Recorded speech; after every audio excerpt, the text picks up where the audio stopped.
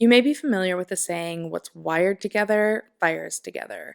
And thanks to neuroplasticity and the recognition that our brain is malleable, that our brain and the way our brain and body communicate through our nervous system can change, means that the survival patterns that we find ourselves stuck in can also shift and transform.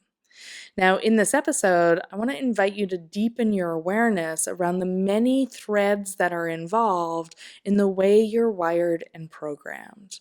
The more you can recognize these many threads and how they're entangled, or how some pieces, some threads are even missing in certain dynamics, the more you can support yourself to shift out of the patterns you find yourself stuck in and support new programming to take place. Now, I do want to name that sometimes this process can be slow, and it's like we have a big ball of yarn, and all we're doing is slowly teasing apart each thread to recognize the different dynamics at play. And other times, something happens, and we move through an experience, and all of a sudden, we feel a very different sense of capacity, a very different awareness of ourselves and our connection into our sense of wholeness. And the shift is almost instantaneous, and the way we show up in our life is different. Now, I do want to name different isn't this dramatic shift. You're not all of a sudden fully free of your survival patterns, because that would be quite a shock to our system. But pay attention to notice, like, when do you respond differently in certain situations? Or when do you feel like you have capacity to handle something when usually you wouldn't? Or when are you just more aware of choice points, or more aware of just how you are showing up in whatever dynamic is at play? This is an ongoing practice, and what I'm inviting you into exploring here is an ongoing inquiry, right? Our programming runs deep, generational deep, past life deep, right? There's a lot at play here. So the more we recognize that we get to play with pausing and noticing what dynamics are at play, seeing what threads we can tease apart, or how we can weave together a new possibility, right? And that it all takes time, although sometimes the shift can be quite instant. So, to begin, I want to keep things relatively simple to start in our inquiry, and then we're going to go into more of the depth of the impact that culture has had on us, and how deep our programming and our wiring really lies. But let's keep it simple to start so that we can make more sense of the dynamics that are at play, and then we can go from there. And what I'll be weaving in is both a mixture of what I've learned through somatic experiencing, as well as the Feldenkrais method. And those that aren't familiar with the Feldenkrais method, it's about exploring what our patterns and our habits are, and learning how to be more efficient with how we use ourselves relative to movement. So the practice is very much rooted in becoming aware of the patterning, and how do we notice the overcompensation, the undercompensation, and how do we support the rewriting to happen so that we're in our organization in the way that we're designed to be organized. With that comes movement that is easy. Now, from a somatic experiencing perspective, what we'll be weaving in is curiosity around where dynamics are overcoupled, where something is there when it doesn't necessarily need to be there, or undercoupled when something should be there and it's missing, right? So the wiring is askew, or the wiring is faulty. I don't want to say faulty because it still serves purpose of some kind, but there's an opportunity for us to recognize when there's an overcoupling and an entangled mess of things that don't necessarily belong, or an undercoupling when things are missing when they should be there. Then there's general healthy coupling, which is learning. This is when we learn something, our brain is constantly wiring to whatever it is we're learning. And when the healthy coupling is at play, that wiring has happened because it's serving purpose in our way of being in the world, of thriving in the world, or also surviving in the world when there's a threat.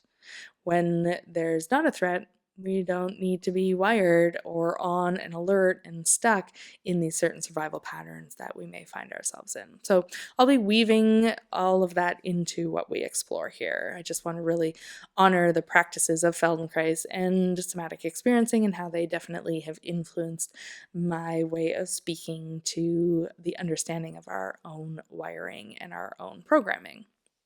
Now, to begin, this simple example we're going to play with is driving a car. Now, I do recognize some of you listening may have never driven a car, but you could also consider what it would be like as a passenger in that car, or what it's like to just get into public transit or go on a walk in a familiar area. What I'm looking for here is something that you do that's easy, that you don't put much thought in, and you just are kind of in a way on autopilot and you just do the thing. Now, for driving a car, there's a lot at play, right? We're watching the flow of traffic, we're observing signs, street lights and what they're doing, pedestrians and what they're doing, what's happening behind us, what's happening around us, what are the constant changes, and how do we have to adapt to whatever change is happening while on the road. Now, when we first learn to drive, that doesn't come as natural. But once we've programmed ourselves to understand the ways of the road, we can do it with a fair amount of ease, unless we have trauma entangled in it. And we'll get there in a second. So if you don't find driving easy, you'll relate more to what I'll speak to in a moment. But for those of us that find driving relatively easy, and I personally really enjoy driving, I see it as a way to really be present with what's happening in the changing environment around me. Although, of course, we can, myself included, also just drop into autopilot and lose awareness of what happened around us. And we're like, what? I'm already here? I don't even remember what I just drove by. Okay? But this practice of driving is something that happens without much thought, with a fair amount of ease, again, unless you have something entangled in it. And it's something that we developed over time through learning, right? Our brain and our body learned through the practice of driving to allow us to drive with ease. That is healthy coupling taking place.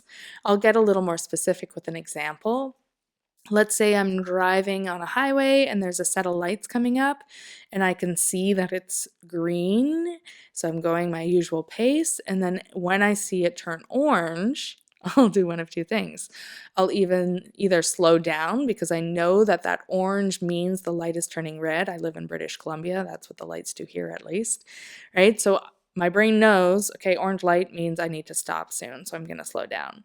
Or maybe you're the type of person that, without much thought, sees the orange light and steps on your gas to speed up to beat the change in the light, right? So there's a pattern that might be in place there. Now, if someone from another country arrived and didn't have that same light system, because there are a few countries that don't, or maybe you never experience lights and you don't even know what a green and an orange and a red light mean, right? Then that programming won't be yet in place. And it'll take you a moment to learn that, to reprogram that into your system so that you then are able to follow the rules of the road.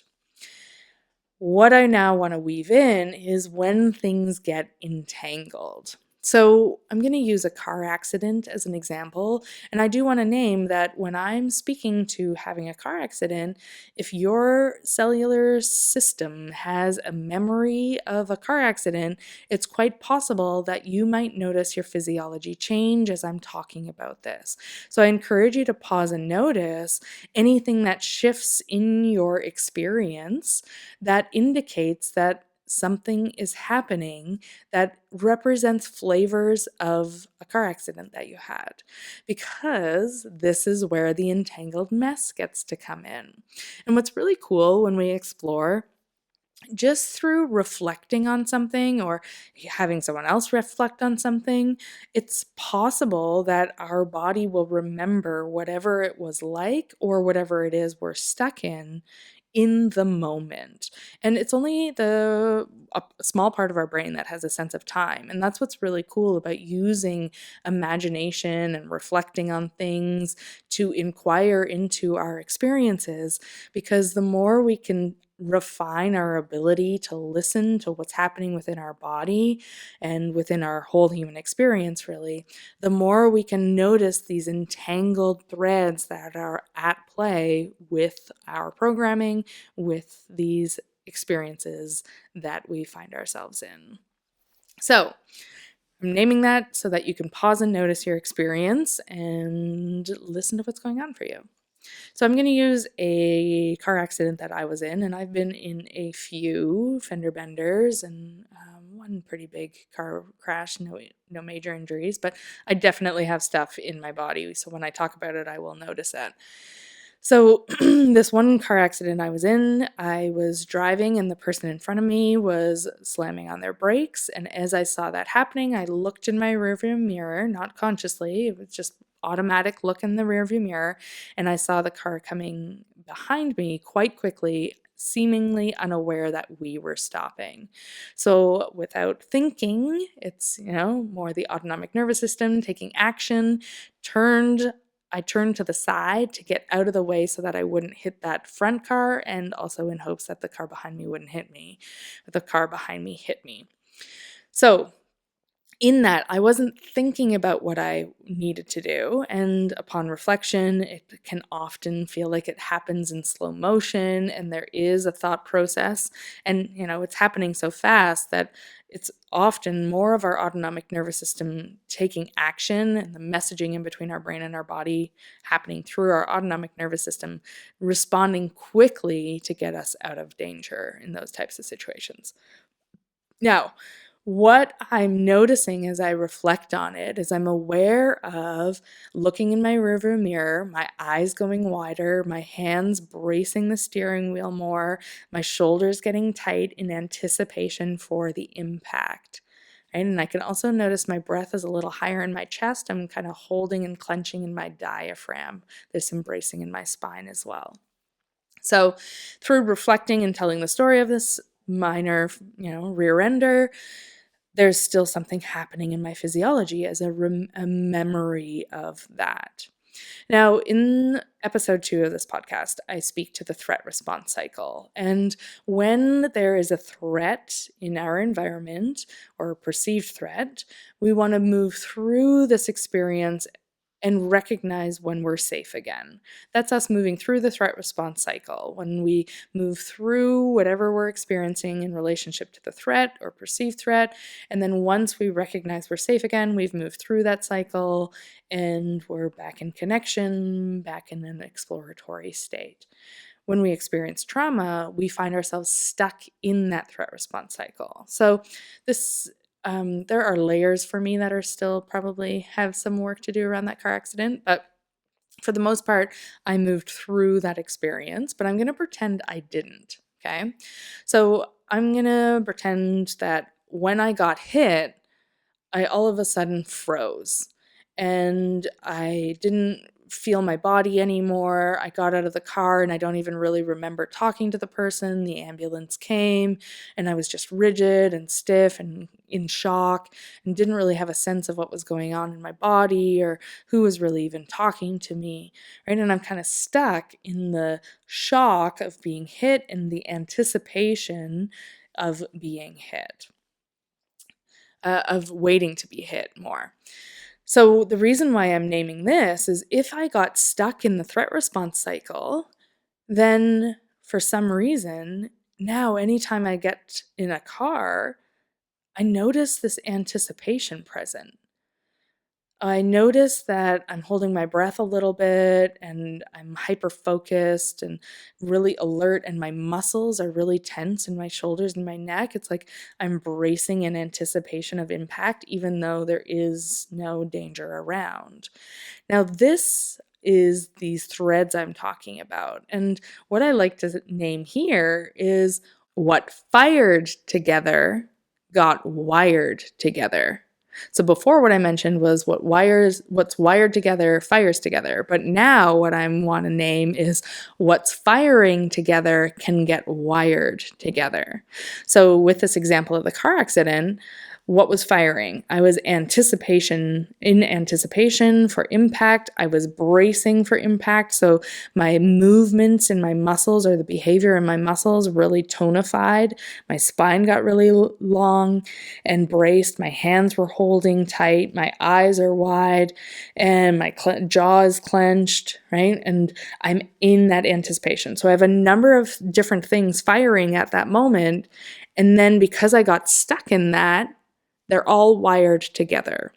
So now when I get in a car, I've got this wiring where I'm in the car, this equals danger, I better brace, I better be in anticipation, maybe I experience some fear, maybe, I have a hard time going down a certain road or the road that it happened on, right?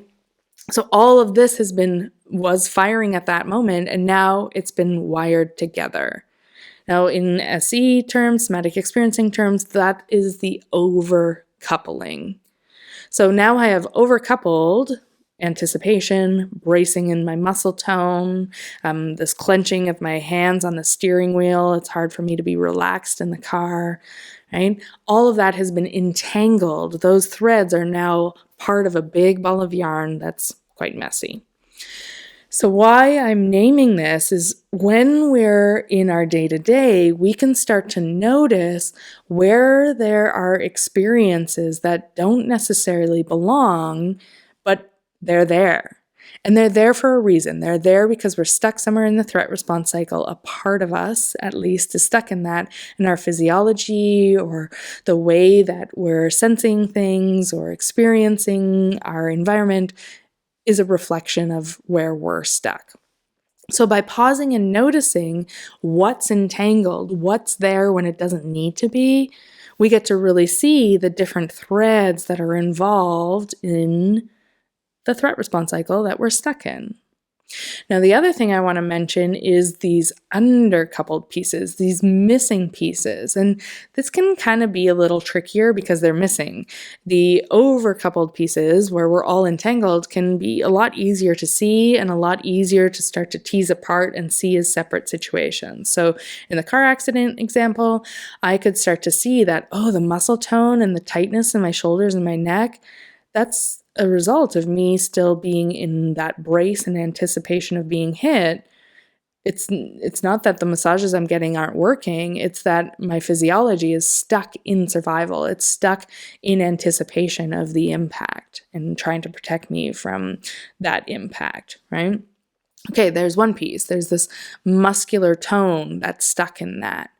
And when I get in the car, I also notice my lungs, like I have a harder time breathing or I'm barely breathing. Okay, that's another thread that I can notice. And I also notice that I have a hard time, carrying on a conversation with other people while they're in their car because I'm so focused on driving and I'm so on and alert. Okay, that's another piece. So we get to start to see these different threads that are involved to tease them out a little bit more. The undercoupled piece, for me, for example, if I use this car accident example, it might be because I was in shock and I froze, I actually didn't get to feel all that energy that was arriving as that person came to hit me. And actually, there's a lot of sympathetic tone. There's a lot of onness and this energy that wants to do something, right? There's this shaking that wants to happen, but I'm unaware of it because I'm still stuck in the frozenness of being in the shock of the impact.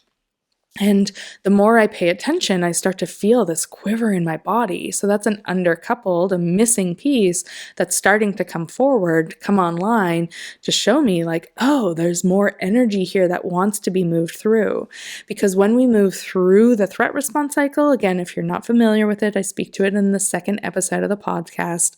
But the more we support ourselves to move through that, then we're starting to get pieces of the puzzle coming into play to support the muscle tone to no longer have to brace, or me to no longer have to be in anticipation of being hit because I was hit. I feel the tremoring of that. For example, it might not always be that, right? I feel the shaking. I feel my breath start to change and become more rapid. There's more sympathetic tone online. There's more onness online. There's more action mode online. And I just took a breath, and I think I just rode a wave. Nicole speaks to that in some of her pieces, like in the experiential guide and in the first, second, and third episode. Oh, okay, something just shifted, right? That's you reprogramming. That's you creating a shift in the story and the wiring that currently exists relative to whatever you're stuck in. Now, I'm going to pause for a sec here and invite you to also pause, because what I'm offering here is a lot of information. And just notice, how connected are you to your own experience right now? Are you aware of your butt on the chair or your feet on the ground? Are you aware of your state right now? Are you on an alert? Are you feeling shut down and disconnected from your whole experience? Are you feeling quite connected and aware of your environment around you? So just to take a moment to pause before we dive into the next little piece. And remember, this is a recording. You can always pause it and come back, because there may be little layers for you to get curious about. And that's why I created the second and the third episode as resources for you to come back to over and over again, and the experiential guide for you to revisit. And you're welcome to also check out my program, The Foundation, where it gives you even more resources to support you in whatever may be showing up or whatever else you want to get curious about with all of this.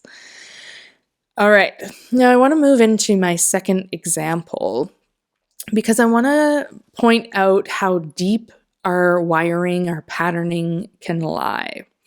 Now, there's something going around on social media right now where people are asking fathers about their younger daughter and if they would prefer to leave their younger daughter in the woods with a man or with a bear.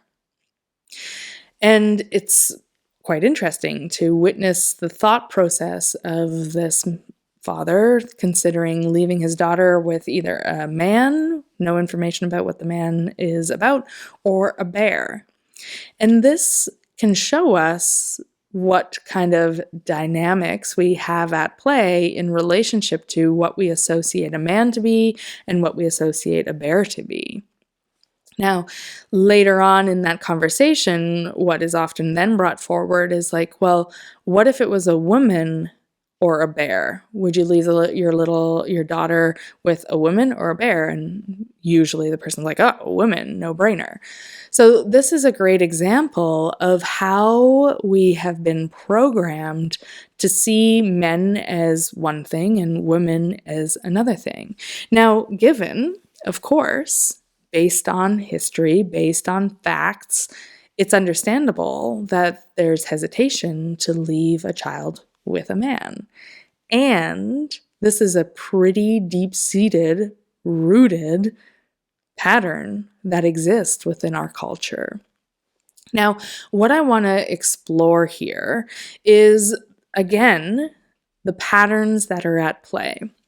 So, if we think about being a woman who's moving through the world, right, there are many experiences where there's fear of something happening, right? Again, based on history, based on our cultural experiences, it's understandable that there's fear there. So many, I'm going to say women for now because I want to weave in some other pieces, but there's an experience for many women that there's hesitancy to walk the streets at night. There's an anticipation that they live in, right? So they're on an alert and in anticipation, waiting for something to happen or anticipating something to happen. And they start to see most men as this thing that's going to be dangerous, this thing that can't be trusted, this person that's definitely going to do harm.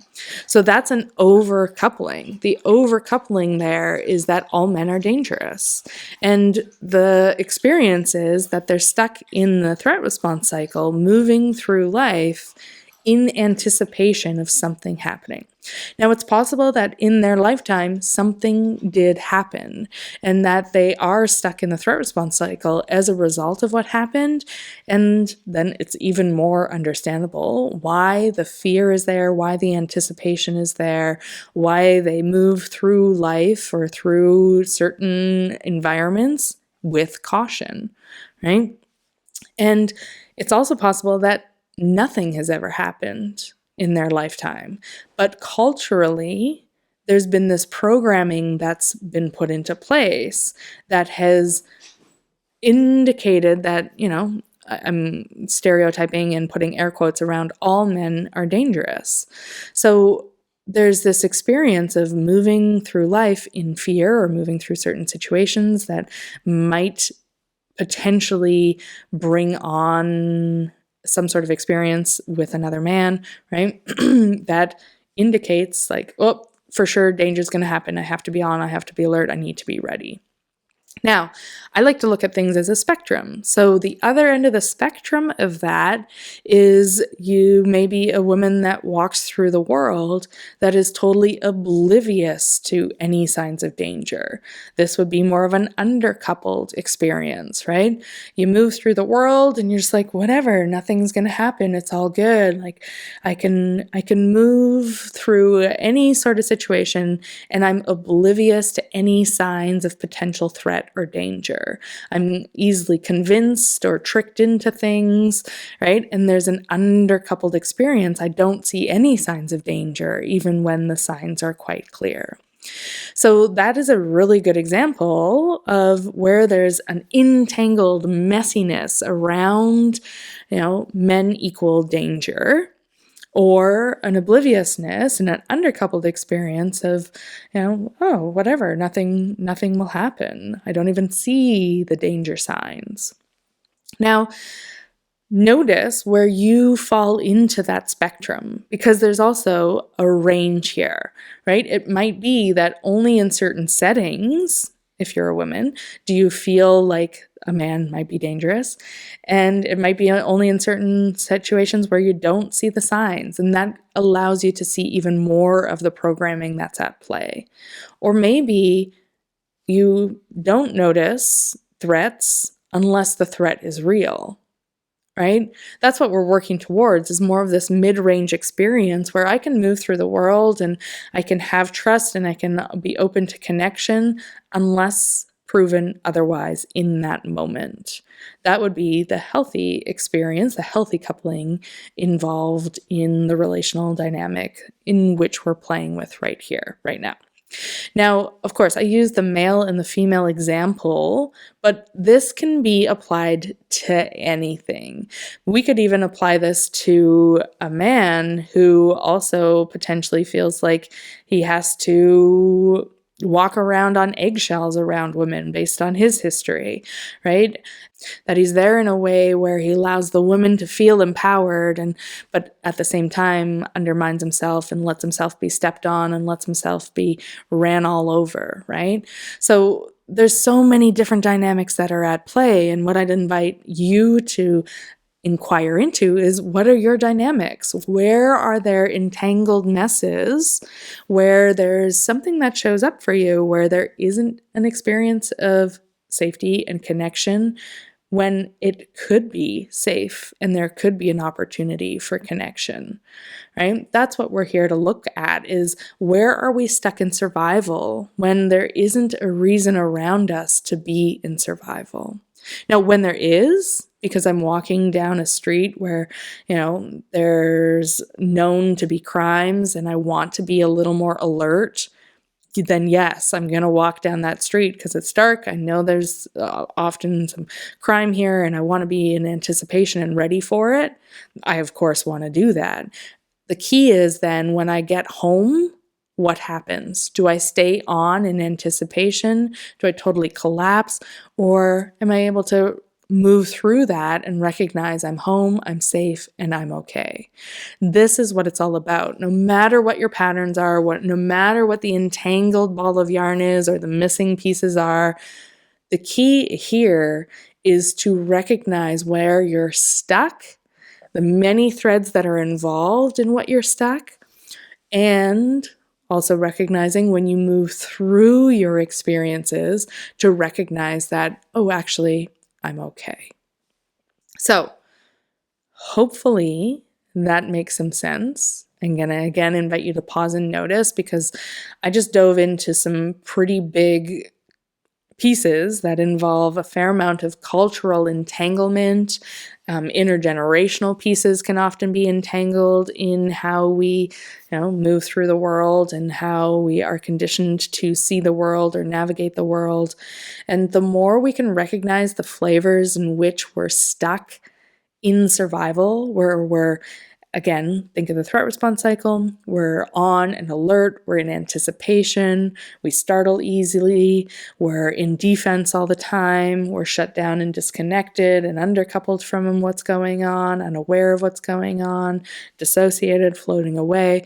When we're stuck in those experiences, that's a place where we want to get curious. We want to see what threads are involved, what pieces are missing, what pieces are entangled that don't necessarily need to be there, and how do we start to at least pause and notice and bring awareness to the different threads. I don't expect you to do more than that. That alone is already a massive practice. And this is what's really cool. The more we pan out and we see the dynamics at play and we hold it from a place of wholeness. Again, I cover this in the 3rd episode and in my experiential guide, so be sure to check those out. But the more we're able to pan out and see the many threads at play and see the many dynamics at play and see the many patterns at play, see the many realities that it can exist at one time, the more we pan out and we can hold all those experiences from a place of grace, where we can have empathy for being human, where it's like makes sense that we're complex and have lots of entangled experiences that show up, right? The more we're able to pan out and hold the awareness of what is without getting caught in our vortexes, the more we're able to shift the programming, the wiring, and create change within the dynamics that are at play. So I encourage you to download the experiential guide. I encourage you to go back to the 2nd and 3rd episode many times over. And I encourage you to listen to the other episodes, because the other episodes I'll be weaving in all kinds of different curiosities around survival patterns, around the ways we navigate our life, around all these different themes. And it's an ongoing exploration you get to do by deepening your experience of yourself, by deepening the understanding of the many layers that are at play, the many threads that are at play, the many missing pieces that aren't yet at play. And it allows you to really shift through whatever it is you're stuck in, so that less and less of you is stuck in survival. You end up having more capacity and more ability to be connected to the present moment and to your genuine experience relative to what's happening in your environment around you. And there's so much richness that comes through the ongoing exploration, especially when we learn to do it from a place of wholeness. So be sure to check out the resources and feel free to share this episode with anyone who you think would be interested and benefit. And feel free to DM me if you have questions or if something's not clear, or if you want to share ahas. I welcome that anytime. So thank you for being here. Happy exploring, and I'm intrigued to see where it all takes you. Thanks so much for listening. I hope that this episode has provided you with new perspectives and insights, and if you haven't already, head to my website to download the experiential guide. Until the next time, I invite you to continue to pause and notice.